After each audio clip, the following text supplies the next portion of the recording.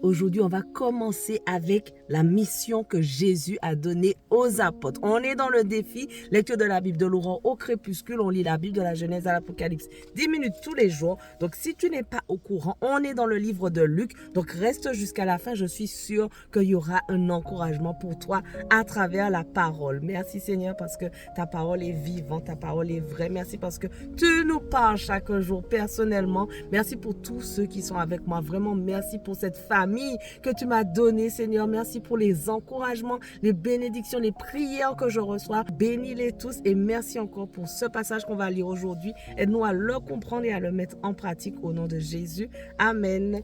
Alors, on attaque direct, donc dans Luc 9. Jésus rassembla les 12 apôtres et leur donna puissance et autorité pour chasser tous les démons et guérir les maladies. Il les envoya proclamer le royaume de Dieu et guérir les malades. Ne prenez rien pour le voyage, leur dit-il, ni bâton, ni sac, ni pain, ni argent, et n'ayez pas 2 chemises chacun. Quelle que soit la maison où vous entrez, restez-y et c'est de là que vous partirez. Si l'on ne vous accueille pas, sortez de cette ville, secouez la poussière de vos pieds en témoignage contre eux. Ils partirent et allèrent de village en village. Ils annonçaient la bonne nouvelle et faisaient partout des guérisons. Hérode le tétrarque entendit parler de tout ce qui se passait.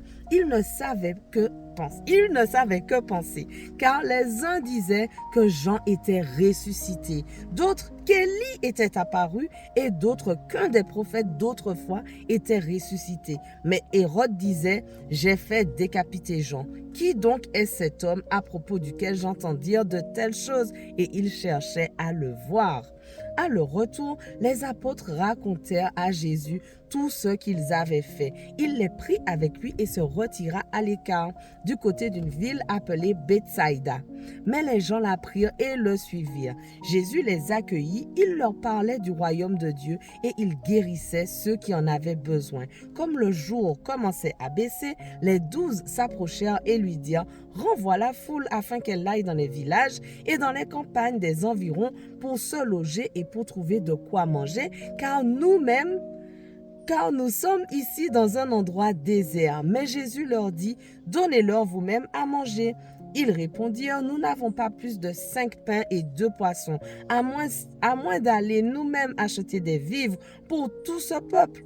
En effet, il y avait environ 5000 hommes. Jésus dit à ses disciples, faites-les asseoir par groupe de 50. C'est ce qu'ils firent et tout le monde s'assit. Jésus prit les 5 pains et les 2 poissons, leva les yeux vers le ciel et les bénit. Puis il les rompit et les donna aux disciples afin qu'ils les distribuent à la foule. Tous mangèrent et furent rassasiés, et l'on emporta 12 paniers pleins des morceaux qui restaient. Un jour, Jésus priait à l'écart et ses disciples étaient avec lui. Il leur posa cette question. Qui suis-je d'après les foules? Ils répondirent, d'après les uns, Jean-Baptiste, d'après certains, Élie, d'après d'autres, un des prophètes d'autrefois qui est ressuscité. Et d'après vous, qui suis-je? Leur demanda-t-il. Pierre répondit, le Messie de Dieu.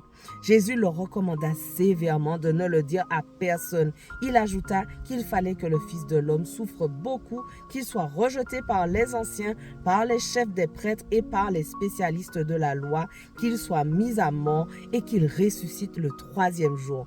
Puis il dit à tous, si quelqu'un veut être mon disciple, qu'il renonce à lui-même, qu'il se charge chaque jour de sa croix et qu'il me suive, car celui qui voudra sauver sa vie la perdra. Mais celui qui la perdra à cause de moi la sauvera. Que sert-il à un homme de gagner le monde entier s'il perd ou se détruit lui-même? En effet, celui qui aura honte de moi et de mes paroles, le Fils de l'homme aura honte de lui quand il viendra dans sa gloire et dans celle du Père et des saints anges. Je vous le dis en vérité, quelques-uns de ceux qui sont ici ne mourront pas avant d'avoir vu le royaume de Dieu. Environ 8 jours après avoir dit ces paroles, Jésus prit avec lui Pierre, Jean et Jacques et il monta sur la montagne pour prier.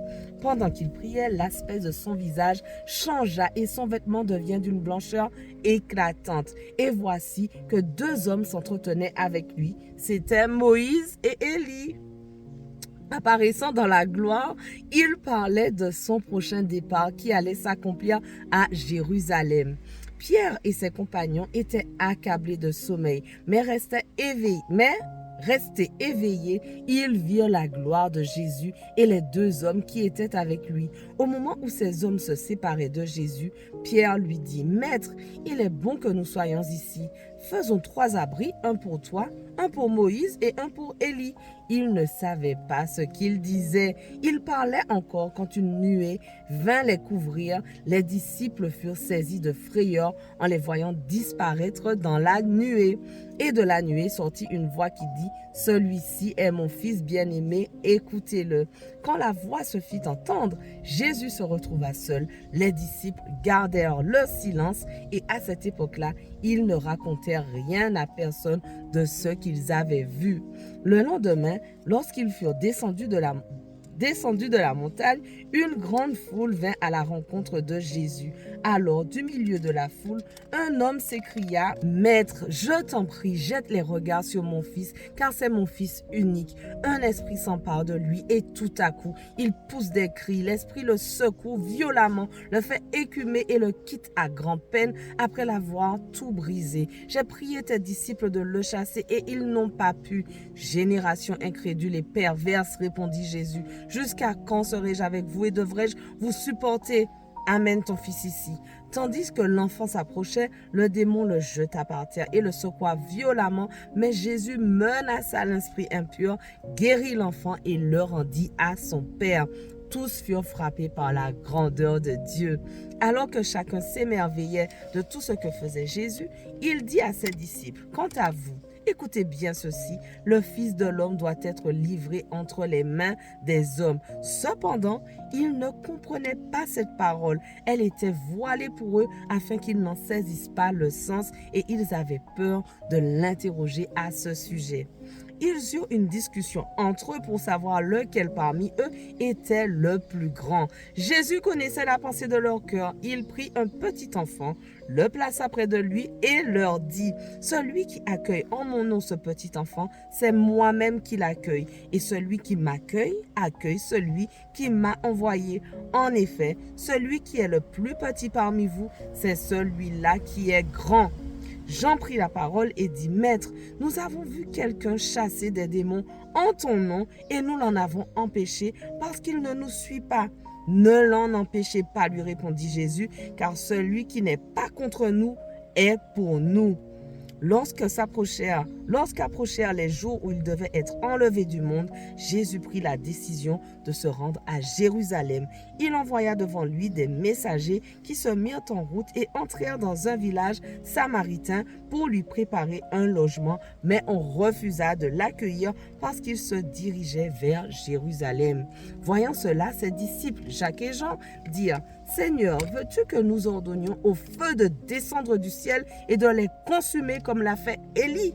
Jésus se tourna vers eux et leur adressa des reproches en disant, « Vous ne savez pas de quel esprit vous êtes animés.